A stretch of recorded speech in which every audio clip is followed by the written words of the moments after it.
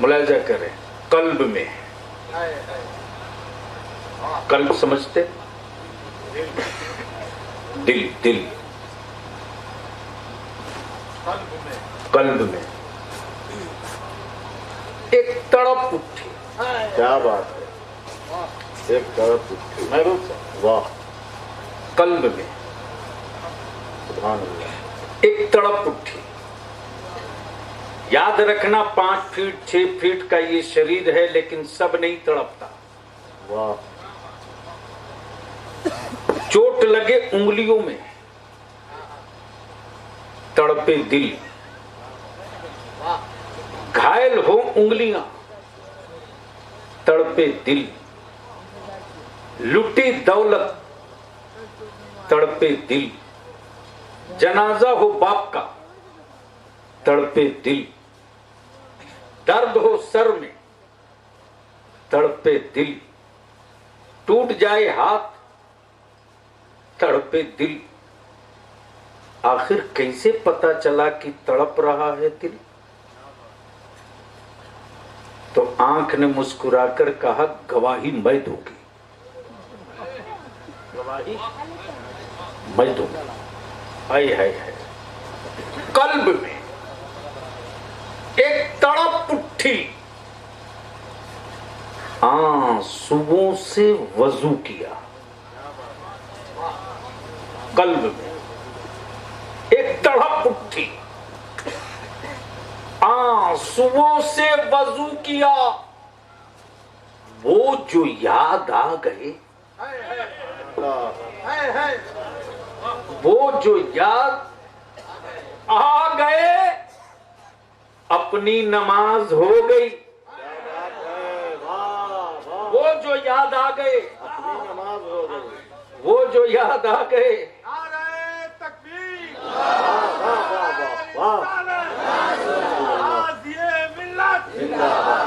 वो जो याद आ गए। मौलाना गुलाम मुज़क्किर साहब, वो जो याद आ गए, वाह वाह, अपनी नमाज सुभान अल्लाह। हो गई।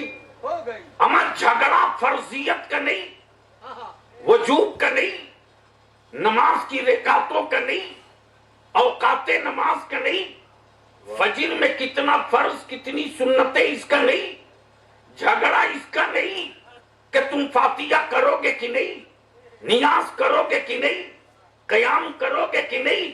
अमर झगड़ा तो इसका है कि क्या तेरी नमाजों में वो आते हैं कि नहीं आते, वो आते हैं कि नहीं आते। अमा बलियाबी कहता, सुन सऊदिया का ज़कात खोर सुन, यहूदिया का दल्ला सुन, अमेरिका का टुकड़ा खोर सुन, हुकूमतों के टुकड़े खोरो सुनो। वो तेरी उठक बैठक मान लूंगा, नमाज नहीं मानूंगा, इसलिए कि नमाज वो है ही नहीं जिसमें मुस्तफा ना आते हो, जिसमें नबी ना आते हो।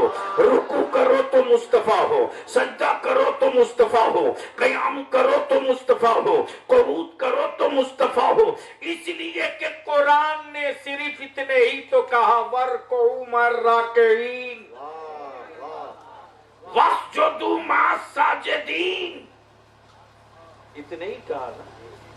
रुकू करो, रुकू करने वालों के साथ सजदा करो, सजदा करने वालों के साथ। तो अब जरा सीने पर हाथ रखकर मुझे जवाब दे दो कि क्या हर रुकू करने वालों के साथ रुकू कर लेंगे हम? अरे बोलो ना, क्यों? किबला तो वही है, तहरीमा भी वही है, तकबीर भी वही है, रिकात भी वही है। तो फिर करने में दिक्कत क्या है? तो करबला मोहल्ला से सदा आती है, खबरदार।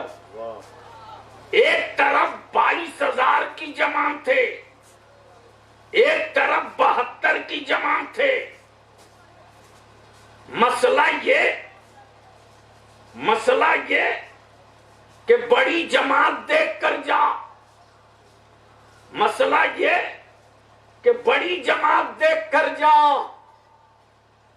बड़ी जमात देख कर जा। 22,000 है, रुकू भी है, सजदा भी है, कयाम भी है, क़ुऊद भी है, कलमा भी है, कुरान भी है।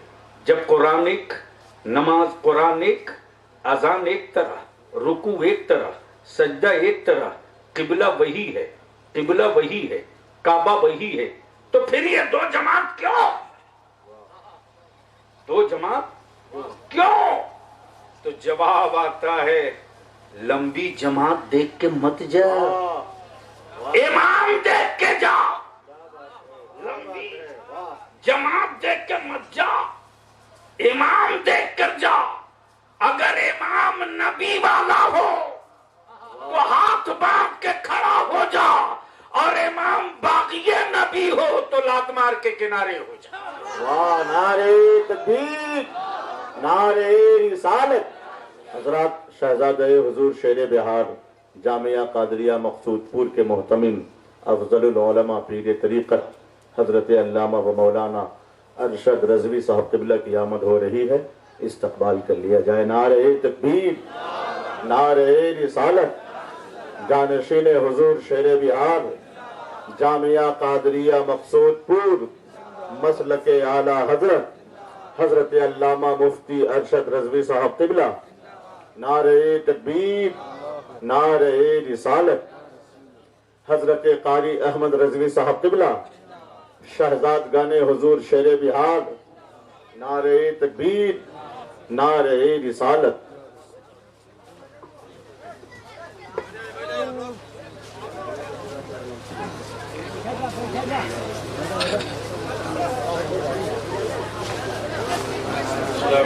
माशाअल्लाह, कैसे मिला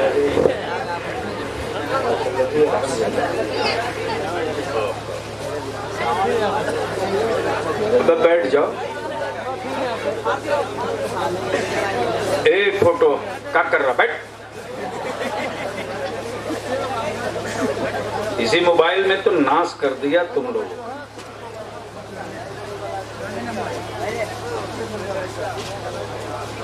कुछ बचा ही नहीं।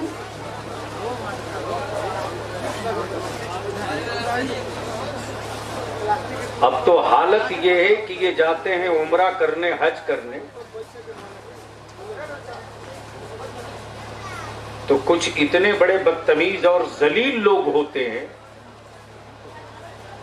मौलाना महबूब गौहर साहब के खाने काबा की सेल्फी लेते हैं, काबा पीछे होता है, ये आगे होते बौड़े हैं।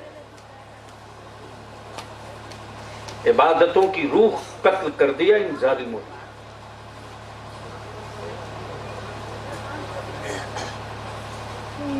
बजाय इसके कि वो उस मकाम, उस मोहतरम जगह पर पहुंचकर हिचकियां और सिसकियां लेने के,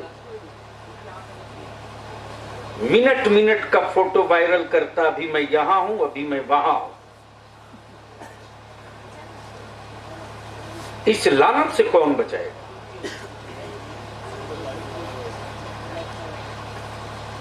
और इस मोबाइल के डब्बे ने तो मेरे घर की बेटियों की आबरू तक हाथ डाल दिया।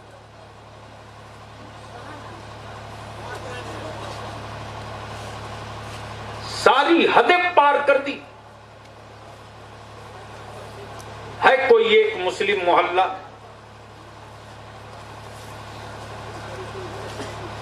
कोई एक मोहल्ला बता दो ना,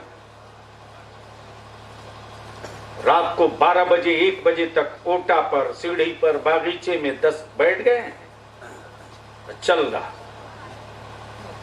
बाप की हिम्मत है जो बेटे का मोबाइल चेक कर कि क्या क्या खुराफात उसमें पाल रखा है।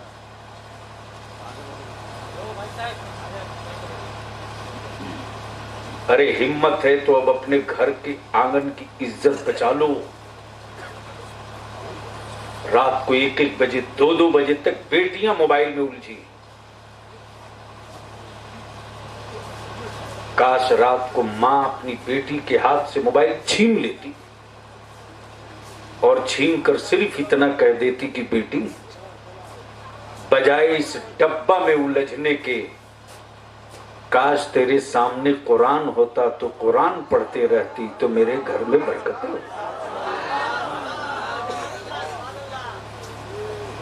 मर चुका है अंदर का ज़मीर, मर चुका है। जाओ तुम अपने पड़ोस के मोहल्ले में देख लो, उनके मोहल्ले टोलों में रात को बच्चे बैठकर पढ़ते हैं, आपस में इल्मी डिस्कशन करते हैं, कोर्स और क्लास पे डिस्कशन करते हैं। हमारे यहां तो मस्त है, बाप की कमाई की जिन्स मिल गई, ससुराल की प्राची और अपाची और का है पता नहीं क्या क्या नाम है, बड़े खुश हो रहे हो। याद रखना, पता नहीं जिंदगी की कब शाम हो जाए, बर्बादियां तेरे दरवाजे पर हाथ बांध कर खड़ी हो चुकी हैं।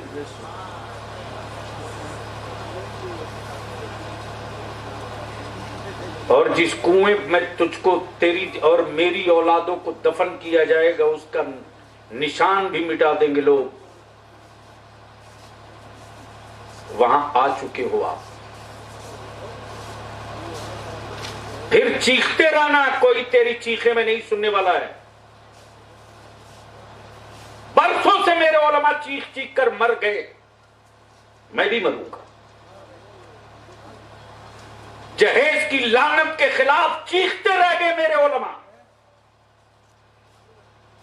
लेकिन आप जमीन बेचकर दावत खिलाते रहे, खाते रहे। मालूम, सबसे ज्यादा जमीन बेचने वाली इस धरती पर कोई कौम है तो वो मुसलमान है। जाओ रजिस्ट्री ऑफिस, मालूम होगा। हमारे आलिम चिल्लाते रहे, हमारा इमाम मस्जिदों से बिलखते रहा, सिसकियां लेते रहा, लेकिन आपकी सेहत पर कोई फर्क नहीं, कोई फर्क नहीं। आप चिल्ला रहे हो ना एनआरसी एनआरसी, सुनो, बलियावी से ज्यादा कौन लड़ने वाला है? हिंदुस्तान जब सो रहा था तब बलियावी सड़क पर था, और बिहार जब सो रहा था तब बलियावी सुप्रीम कोर्ट में था। हो सके तो सुप्रीम कोर्ट के वेबसाइट पर जाकर के पढ़ो, 7वें नंबर पर बलियावी की पिटीशन पड़ी हुई। 3 तलाक का तूफान आया, हमारे यहां कूद कूद कर जुब्बा फाड़ तकरीरें हुई। उसके बाद लोग सो गए, किसी को तौफीक हुई कि आगे क्या करना है।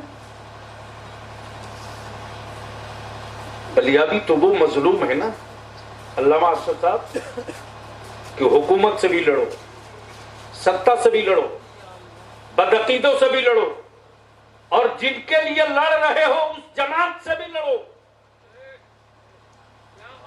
यह मेरी हैसियत है। जिस बेईमान को यह पता नहीं कि उसका मकान किस ब्लॉक में है, वो भी फेसबुक व्हाट्सएप पर लिखे जा रहा। किसी ने पूछा कि सुप्रीम कोर्ट के वकीलों की फी कितनी होती है?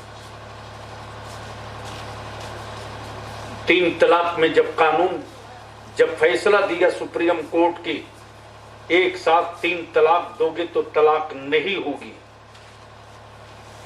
लेकिन 3 साल की सजा होगी। बलियावी तो चुप से नहीं बैठा। मैंने सोच लिया था जरूरत पड़ेगी गिरो रखना तो रख दूंगा, लेकिन आखिरी सांस तक लड़ूंगा और जीत हमारी होगी।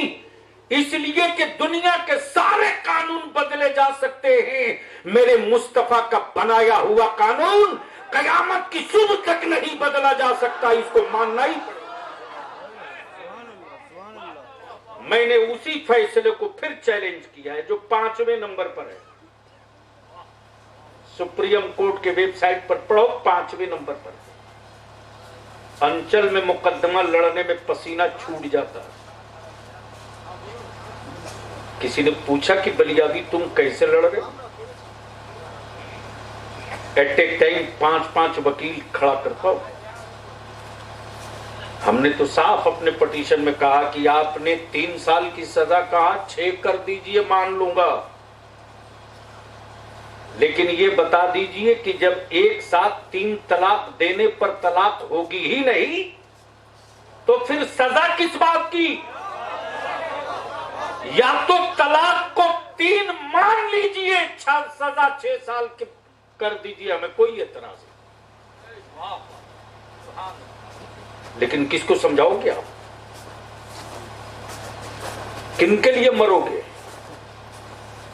यह हमारा आलिम लॉकडाउन में कितने मदरसों से हमारे आलिम को हटा दिया गया, कितने अइम्मा हटा दिए गए।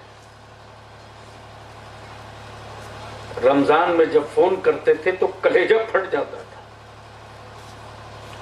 हजरत 3-3 बच्चे हैं, कहां लेके जाऊंगा?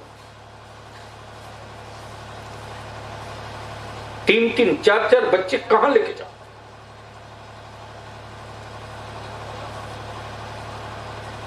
दो हादसे तो ऐसे हुए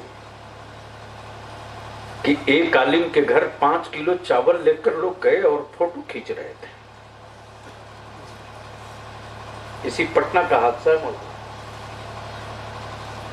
उस आलिम के बेटे की खुददारी थी। उसने कहा जनाब इसकी जरूरत हमको नहीं है, लेकिन जब मैंने मुझ तक खबर पहुंची तो मैंने पता किया कि मालूम करो सच्चाई क्या है। तो घर का सही राज बच्चे बता देते। फिर अपने ट्रेनिंग स्कूल के मस्जिद के इमाम साहब को भेजा, मौलाना पता नहीं चलना चाहिए वरना मेरे आलिम का दिल टूटा हुआ है और घायल हो जाएगा। मौलाना ने बड़ी मोहब्बत से बच्चे से पूछा, बेटे रात में खाना आप अकेले खाए, हमको नहीं बुलाया? बच्चे ने जवाब दिया कि रात खाना नहीं बनाता, रात मेरे घर खाना नहीं बनाता।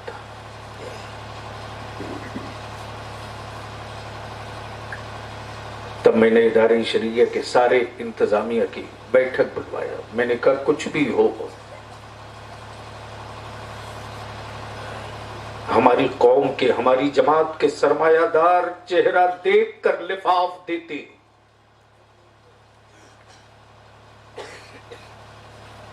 दुनिया की सारी कौम लाइन लगा सकती है, लेकिन मेरा आलिम लाइन लगाकर गल्ला नहीं ले सकता। उसके अंदर का आलिमाना ज़मीर कभी झोला लेकर लाइन नहीं लगने देगा। अल्लाह ताला हमारी इंतजामिया के उन अफराद को सलामत रखे। सारे लोगों ने तय कर लिया कि जहां तक पहुंच सकते हो पहुंचे।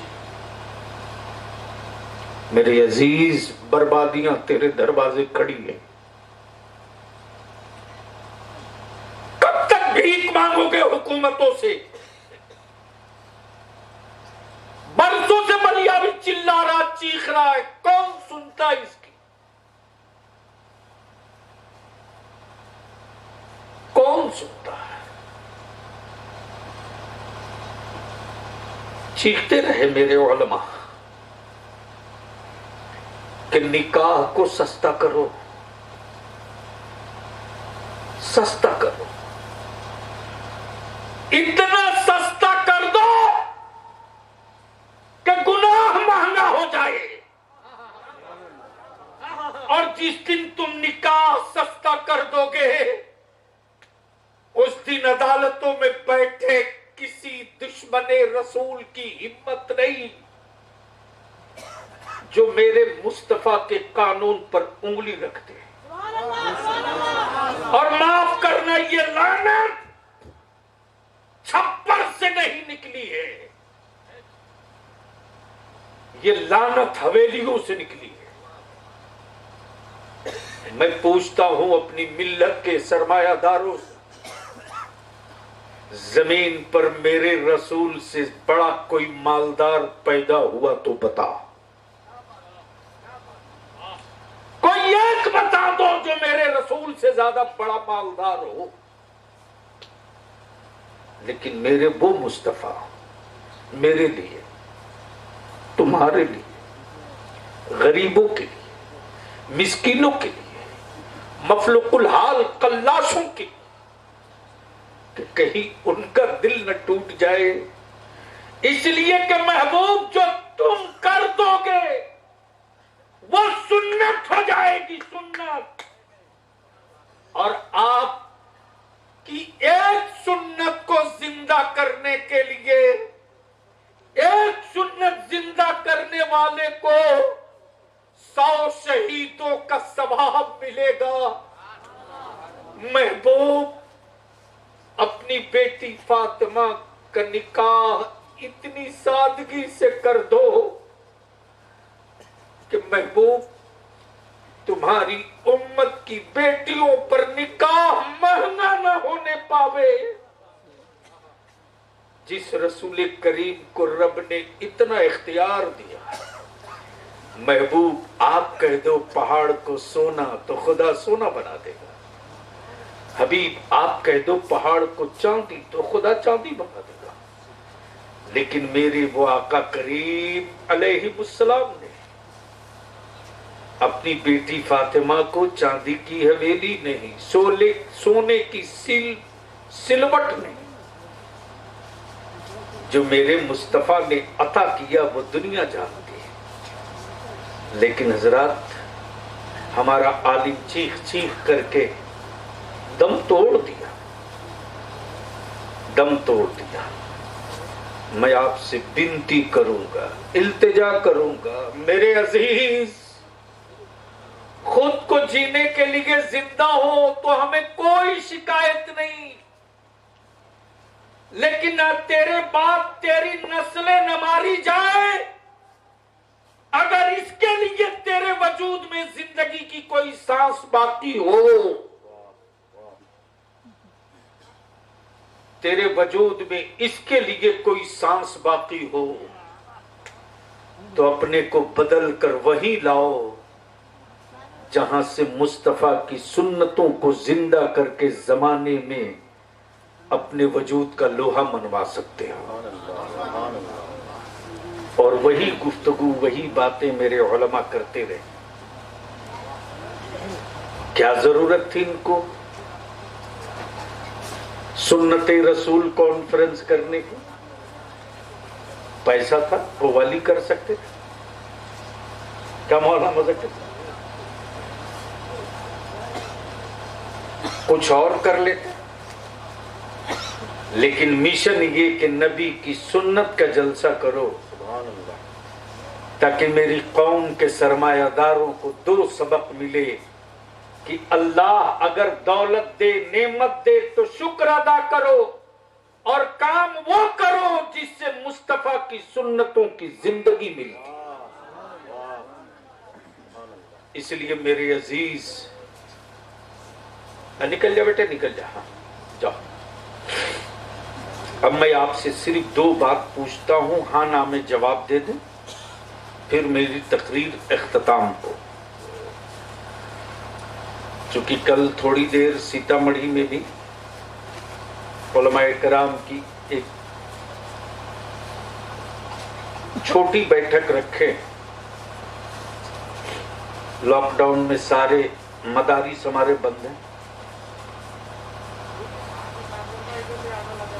मौलाना गुलाम मुज़क्किर साहब, अल्हम्दुलिल्लाह अब आपके इदारे शरिया की नई क्या कर रहा? अरे चल, हम बड़े खूबसूरत है क्या?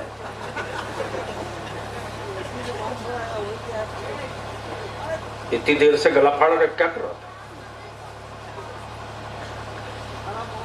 अल्हम्दुलिल्लाह फजीलत तक की तालीम तरबियत इफ्ता तो था ही फजीलत। ये दर्द सताता है जी कि जो बच्चे हमारे 15 पारा 20 पारा 18 पारा हिफ्ज कर चुके हैं, इस लॉकडाउन ने कमर तोड़ दी है। कहीं बाप मजबूर होकर 15 पारा 18 पारा हिफ्ज किए बच्चे को कहीं मजदूरी में न लगा दे, कहीं सानिया खामिसा राबिया में पढ़ने वाले बच्चे बाप की मजबूरी को देखकर कहीं वो पढ़ाई छोड़कर मजदूरी न करने लगे। हमने ये जुर्म किया है कि अल्हम्दुलिल्लाह 4 माह से इदारे शरिया में ठोक के पढ़ाई हो रही। मैंने कहा जो होगा देखेंगे। मेरे अजीज, हम आपसे विनती करके कहेंगे, सिर्फ 2 काम कर दो, सिर्फ 2 काम कर दो। और नौजवान अगर गांव के जिम्मेदारान, मोहल्ले के जिम्मेदार अगर कमर कस ले तो ये काम असंभव नहीं, बहुत आसान है। कोई मुश्किल नहीं, बहुत आसान है। पहला काम तो ये है कि ये तय कर लो कि दौलत अल्लाह ने दिया है तो हम अपने दौलत की बुनियाद पर किसी गरीब बाप की बेटी का मजाक पड़ोस में नहीं उड़ने देंगे। और जिस दिन दौलतमंद और सरमायादार इसके लिए आगे बढ़ जाएंगे, कसम खुदा की मेरा विजदान बोल रहा है कि जब सरमायादार बगैर जहेज के बेटियां रुखसत और बहू लाना शुरू कर देंगे, उस दिन से गरीबों की बेटियों का निकाह महंगा नहीं रह पाएगा, उनकी भी बेटियों का निकाह बड़ी आसानी से हो जाएगा। इसके लिए उन लोगों को उतरना होगा पहले जिनको अल्लाह ने ये चीजें, ये नेमत अता की है, ये नेमत अता की है।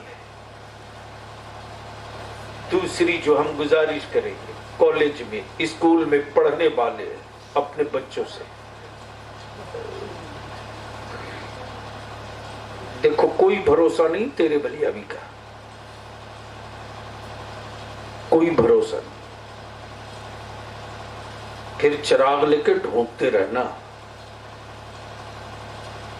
आज ये जितने मेरे उलमा चीख चीख कर तुझको जगा रहे हैं ना, कल ढूंढते रह जाओगे, कोई नहीं मिलेगा। कॉलेज में स्कूल में पढ़ने वाले मेरे अजीज, बाप से मोबाइल के लिए जिद मत कर, मत कर। अच्छे लिबास बेहतर कपड़ा के लिए जिद मत कर।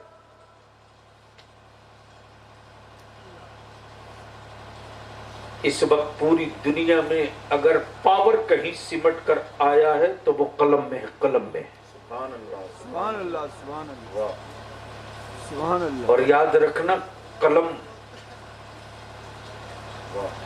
कि पावर जिस कौम की औलादों के हाथ में आ जाए ना, सुभान अल्लाह, उसकी नस्लों को कोई हुकुमरान मार नहीं सकता है।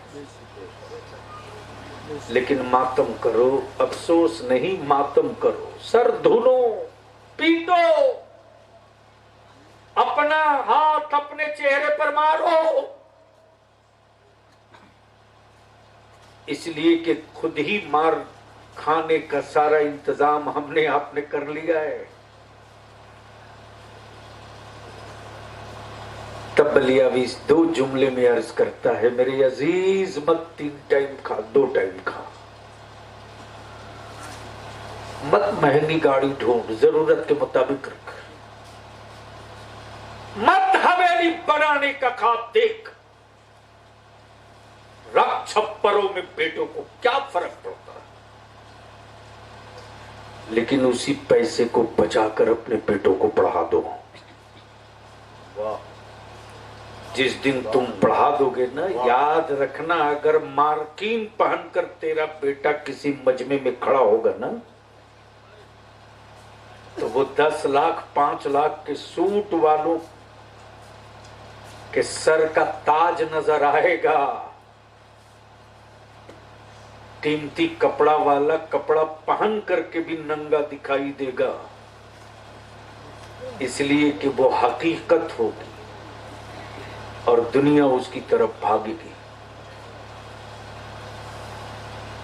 बस आखिरी बात अर्ज कर दूं, पूरी दुनिया में कोई एक ऐसी पर्सनालिटी बताओ जिसको सबने कबूल किया हो।